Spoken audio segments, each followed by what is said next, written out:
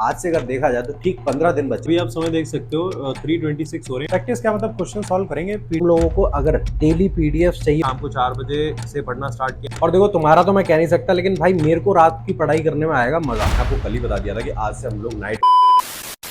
तो आप सभी को हर हर महादेव, स्वागत है आपका एक नए ब्लॉग में। आज है डे 16 ऑफ 30 हार्ड चैलेंज। जैसा कि आपको पता है कि हम टारगेट कर रहे हैं आईबीपीएस पीओ को, उसी के कॉन्टेक्स्ट में आपको daily to do list share करता हूं और बताता हूं कि एज अ बैंकिंग एस्पिरेंट हमने अपने 24 आवर्स को कैसे प्रोडक्टिविटी से निकाला।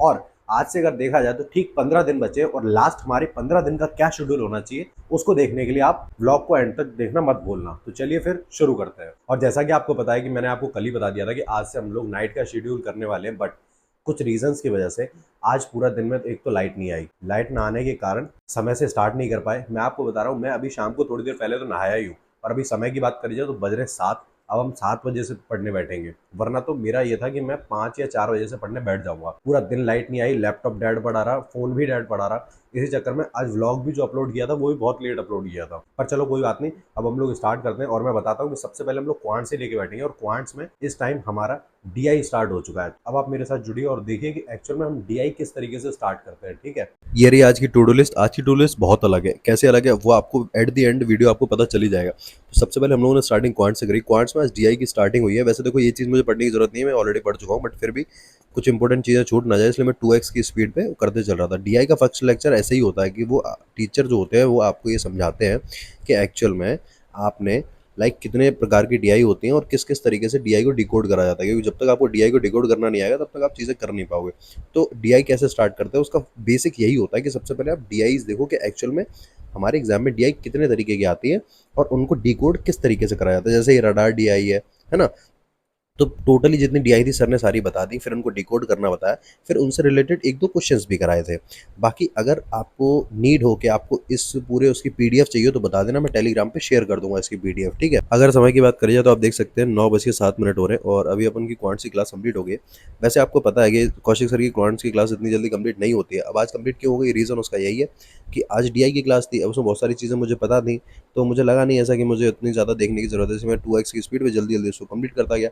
उसके बाद फिर मैं लेके बैठ गया था इंग्लिश में एडिटोरियल की पीडीएफ, जिसमें कि आपको पता है कि आज का जो एडिटोरियल में जो आर्टिकल था ना वो था अपना कोल्ड प्ले के कॉन्सर्ट में, जो एक ही कंपनी के सीईओ और एचआर मैनेजमेंट वाली जो लड़की थी वो पकड़े गए थे उनके ऊपर एकदम हाईलाइट कर दिया, और मतलब प्राइवेसी का कंसर्न नहीं रखा बिल्कुल भी।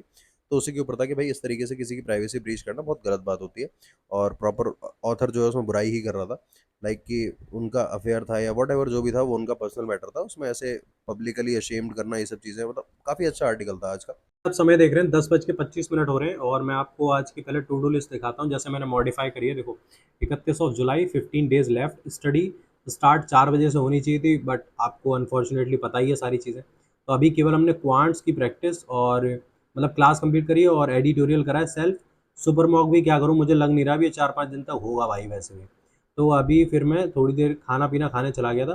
तो अभी जो है अब अपन लेके बैठ रहे हैं, मैं आपको बता रहा हूँ क्वांट्स का सेक्शनल। ठीक है, और क्वांट्स का सेक्शनल कहाँ से करेंगे, रुको एक मिनट आपको थोड़ा सा आइडिया दे देते हैं गाइस। देखो ये रहा डे 6, ठीक है ना, डे 6 है।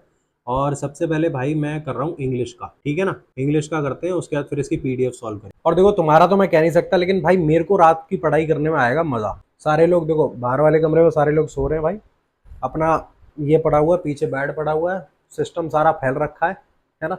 और नींद आंखों में रत्ती भर भी नहीं है, बढ़िया से बैठ के पढ़ते हैं अपना, है ना। आज की पढ़ाई कम हो पाएगी बट कोई बात नहीं। एक मिनट आज का स्टॉप वॉच चेक करूं, हाँ स्टॉप वॉच कम है यार, कोई नहीं, देखते हैं भाई। ठीक है, बाकी हाँ एक चीज़ है जो मुझे तुम लोगों को बतानी है, सुनो मेरी बात। तुम लोगों को अगर डेली पीडीएफ चाहिए होती है ना, इंग्लिश क्वांट्स और रीजनिंग की, जहाँ से तुम अच्छे क्वेश्चंस की प्रैक्टिस कर सको, तो उसके लिए टेलीग्राम चैनल ज्वाइन कर लो। और उसका जो को एडमिन है वो तुम लोगों को बता देगा कि तुम पीडीएफ वाले ग्रुप में कैसे एक्सेस लोगे। ठीक है, तो अब मैं बैठ के देता हूँ क्विज। अब मैं आपको बताता हूँ कि अभी फिलहाल गाइडली का डे 6 उठाया मैंने, और डे 6 में मैं इंग्लिश का क्विज उठा रहा हूँ।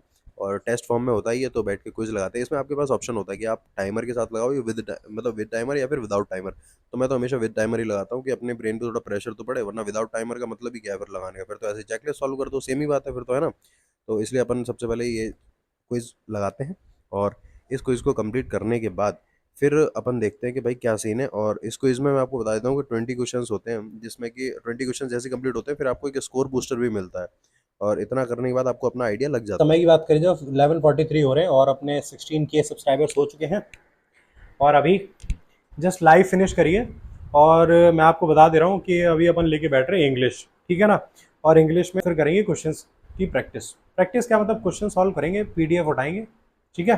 जैसे ही अपने क्विज फॉर्म कंप्लीट करा उसके बाद अब मैं लेके बैठा हूँ चेकलिस्ट। चेकलिस्ट जो है वो निमिषा मैम की है, और निमिषा मैम की चेकलिस्ट में सबसे पहला काम यही होता है कि अगर आरसी आया होता है, जैसे कभी कभी आरसी नहीं भी आता है, तो अभी आरसी आया हुआ है तो सबसे पहले आरसी बैठ के रीड करते हैं और उसके बाद उसके क्वेश्चन सॉल्व करेंगे, उसी के बेस पे जो क्वेश्चन रहेंगे। वैसे भी आपको पता है कि आरसी का लेवल अब वैसे भी टीचर्स ने बढ़ा दिया है। बढ़ाने का रीज़न यही है कि देखो भाई, अब एग्जामिनर भी उसी हिसाब के लेवल के आरसी आपसे पूछ रहा है। और देखो आरसी करने का सबसे मेन रीज़न ये होता है कि आपको ना एक फैमिलियरिटी बढ़ती है वर्ड्स के साथ, आपको लैंग्वेज समझ में आती है, आपको ये पेशेंस अपने अंदर आता है कि भाई अगर 2 पेजेस का आर्टिकल है तो पूरा पढ़ना ही पड़ेगा, बैठ के नहीं पढ़े काम नहीं चलेगा। इसीलिए आरसी पढ़ना बहुत ज़रूरी होता है। तभी मैं आपको बोलता हूँ कि भाई हद से ज़्यादा रीडिंग करो, हद से ज़्यादा रीडिंग करो। रीडिंग नहीं करोगे तब तक कुछ नहीं हो सकता। आपको अच्छे से पता है कि अब जो टेस्ट है इस टाइम आप देख रहे होगे, चाहे किसी का भी ले लो, मैं टेक्स्ट बुक ओले किसी का भी ले लो, आप देख रहे होगे कि इस टाइम आरसी के जो क्वेश्चंस का लेवल है वो बहुत अच्छा हो चुका है। लाइक इन्फ्रेंस बेस्ड और भी अलग अलग तरीके से, तो उसके लिए तो प्रैक्टिस करनी पड़ेगी। बाकी इतना करते करते समय हो चुका था 12:20 और अब मैं आपको बताता हूँ कि अभी देखो, आपको अच्छे से पता है कि आज अपन लेट उठे थे, तो लेट उठे थे इसका मतलब ये तो है नहीं कि भाई पढ़ाई नहीं करेंगे, है ना। और लेट क्यों उठे थे उसका मैंने रीज़न आपको दे दिया था कि भाई रात को आ गया था तूफान तगड़ा, जिसके चक्कर में पेड़ गिर गया पोल के ऊपर और पोल टूट गया, तार टूट गए, लाइट पूरे दिन नहीं आई।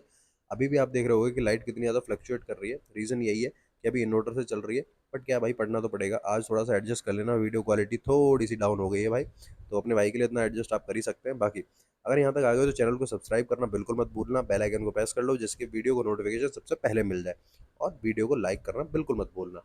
बाकी अपन अभी मैं बता दे रहा हूँ क्वांट्स लेके बैठे हुए हैं। क्वांट्स में हम चेकलिस्ट सॉल्व करते हैं और चेकलिस्ट के बाद फिर अपन गाइडली भी सॉल्व करेंगे। हमारा कोई ऐसा एक रिजिडिटी नहीं है कि अपने को यही सॉल्व करना है। अपने को जहाँ से क्वेश्चंस मिलते हैं, जो हमारा टारगेट है, जहाँ से हमारा कंप्लीट होता है, वो हम कंप्लीट करके ही मानते हैं। बाकी अभी क्वांट्स का ये सॉल्व कर रहे हैं और देखते हैं आज क्विज और जो हमारा फुल लेंथ मॉक है वो हो पाता है या नहीं हो पाता है। वैसे मैं आपको बता दे रहा हूँ कि अब ये लास्ट 15 डेज बचे हैं, तो भाई इसमें अपने आप को अच्छे से रगड़ दो। नहीं रगड़ोगे तो आपके लग जाएंगे, आप परेशान रहोगे। तो प्लीज़ इस तरीके की भावना ना रखते हुए अपना काम करना स्टार्ट कर दो। तो देखो अपन ने गाइडली भी उठा लिया है और गाइडली अभी सॉल्व करते हैं। सबसे पहले ये पाई चार्ट वाला डीआई है, इसको सॉल्व करते हैं बैठ के। और इसको करने के बाद फिर देखते हैं कुछ स्पीड मैथ्स के क्वेश्चन करेंगे। सच बताऊँ यार, तुम मुझे बताना, तुम जितना तुम अर्थमेटिक से बचते हो भाई, तुम्हें क्या लगता है मैं नहीं बचता हूँ भाई? मैं खुद बहुत ज़्यादा बचता हूँ। एक दो क्वेश्चन अगर फंस जाता है ना, समझ आ जाता तो कर लेता हूँ। बाकी बता, मेरे को पता नहीं क्यों ऐसा लगता है कि इसकी लैंग्वेज पढ़ने में इतना टाइम देने से अच्छा ये है कि मैं इसको करूँ ही ना। मेरे अंदर तो ऐसी भावना आ जाती है। तो उसके बाद अब मैं आपको बताता हूँ कि अभी अपन रीजनिंग का क्विज दे रहे हैं बैठ के। क्वांट्स की प्रैक्टिस कर ली है और रीजनिंग का क्विज दे रहे हैं। क्विज का मैं सीन बता दे रहा हूँ कि भाई आज इसमें एक तो पैरेलल रो वाला क्वेश्चन था जिसमें कि 14 प्लेयर्स बैठे हुए थे, और दो क्वेश्चंस और थे जिसमें कि थोड़ा सा मैं फंस गया। अब फंस क्यों गया, मैंने आपको पहले ही बताया था कि कंपैरिजन बेस्ड पजल जो रहता है ना, उसमें मैं हमेशा फंसता ही हूँ। भाई पता नहीं क्यों यार, मेरे से कंपैरिजन होता ही नहीं। ग्रेटर देन और स्मॉलर देन में मैं हमेशा कंफ्यूज हो जाता हूँ। अब या तो ये समझ लो कि मैं उसको पजल की तरह ट्रीट नहीं करता हूँ इसलिए फंस जाता हूँ, जो भी रीज़न रहा हो, बट गंदा फंसता हूँ भाई मैं उसमें। तो कोई बात नहीं, अपने भाई की कुछ कमियां भी एक्सेप्ट कर लो। बाकी काफ़ी लोगों का ये सवाल रहता है कि भैया आप ना एक काम करा करो, आप ना स्कोर कार्ड शेयर कर दिया करो। यार सुनो, मेरी बात सुनो, देखो आपको क्या लग रहा है कि मतलब मेरा स्कोर कार्ड बहुत अच्छा आ रहा होगा क्या मतलब बहुत बढ़िया नंबर आ रहे होंगे? तुम्हें क्या लगता है? मतलब भाई मैं अपनी नज़रों में जब तक खुद ऐसा नहीं बन जाता कि हाँ यार मेरा ठीक आ रहा है, दिखाने लायक है, तभी तो दिखाऊंगा, कि उससे पहले ही शेयर करना स्टार्ट कर समय दूं। की बात करी जाए तो 1:31 हो रहे हैं और मैं आपको बताता हूँ कि अभी अपन ने रीजनिंग की क्विज लगाया है और अभी क्वेश्चन की प्रैक्टिस नहीं करी है, क्विज लगा के फ्री हुआ हूँ। और मैं आपको बताता हूँ कि एक्चुअली मुझे बचपन से ही मुझे आलू हद से ज़्यादा पसंद है भाई, इसीलिए मैं खुद आलू जैसा हो गया हूँ। तो मैं दिखाता हूँ, देखो इसमें ये तेल हो रहा है और इसमें ये आलू है, ठीक है। ये आलू इसमें डालूंगा और जब ये अच्छे से हो जाएंगे ना, लाइक क्रिस्पी टाइप से हो जाएंगे, तो फिर इसमें ये देखो पैरी पैरी मसाला डाल के इसमें ऑलमोस्ट 10 मिनट लगेंगे बस। देखो अभी टाइम क्या हो रहा है, अभी 1:35 हो रहे हैं और 45 तक फ्री हो जाएंगे हम लोग, ठीक है। अब रात में जागने का यही फ़ायदा है भाई। जल्दी जल्दी आलू फ्राइड हो जाए भाई, मज़ा आने वाला मैंने है। समय बोला था ना 1:42 हो रहे हैं, 45 तो बोला था पर 2 मिनट पहले ही हो गए। और देखो भाई वाह, प्यारी प्यारी मसाला, ओए होए होए होए, और उसके साथ केचप, भाई वाह, स्वाद ही स्वाद है जी, भाई वाह। अब मैं खा लेता हूँ, क्या टेस्ट आ रहा भाई। फिर बढ़ते हैं। अभी फिलहाल अपन लेके बैठे हैं रीजनिंग। जैसा कि आपको पता है क्वांट्स की प्रैक्टिस हो गई थी और क्वांट्स की हमने चेकलिस्ट वगैरह सब सॉल्व करी थी, बट रीजनिंग का केवल क्विज दिया था और पजल्स में थोड़ी सी हालत अपनी पतली हो ही गई थी, तो उस हालत को सुधारने के लिए अपन रीजनिंग लेके बैठ रहे हैं और रीजनिंग में क्वेश्चंस की प्रैक्टिस करते हैं। पता है मुझे ऐसा लगता है कि कंपैरिजन बेस्ड जो पजल है ना, उसको मैं खुद से सॉल्व भी नहीं करता, इसलिए भी शायद वो मुझसे नहीं होता है। अगर मैं उसको करता होता तो शायद वो मुझसे हो जाता। यही एक रीज़न है। कोई नहीं यार, करते हैं, दो दो पजल करना स्टार्ट करूंगा तो शायद हो सकता है चीज़ें सुधर जाए। बाकी काफ़ी लोग मुझसे पूछते हैं कि भैया पजल्स में स्पीड कैसे आएगी। स्पीड का एक ही तरीका है, एक स्टॉप वॉच खरीदो और उस स्टॉप वॉच को लगा के 2.5 मिनट में एक पजल को सॉल्व करने का कोशिश करो, ठीक है। और एकदम लुल्लू पुंजू सा पजल मत उठा लेना, थोड़ा सा अच्छा पजल उठाना जिसमें कि एटलीस्ट एक वेरिएबल तो ज़रूर हो, ठीक है। अपने आप स्पीड आ जाएगी, किसी और चीज़ को कुछ करने की ज़रूरत है नहीं, मैं आपको फैक्ट बता रहा हूँ। बट अगर आप इतना भी नहीं कर सकते तो भाई फिर एक काम करो, फिर ना अपनी कॉपी किताब बंद करो और आराम से पीछे जैसे मेरे बेड पड़ा हुआ है ना, वैसे आपके घर में बेड पड़ा हुआ है, आराम से जाके लेट के आराम करो, है ना। क्योंकि देखो, जब तक हम चीज़ें करेंगे नहीं तब तक होंगी नहीं। और अगर आप ये सोच रहे हो कि सब कुछ अपने आप हो जाएगा तो सॉरी भाई, समय बदल चुका है और कंपटीशन बहुत तेज़ी से बढ़ रहा है। आईबीपीएस क्लर्क की नोटिफिकेशन आएगी, आपने देख ही ली होगी।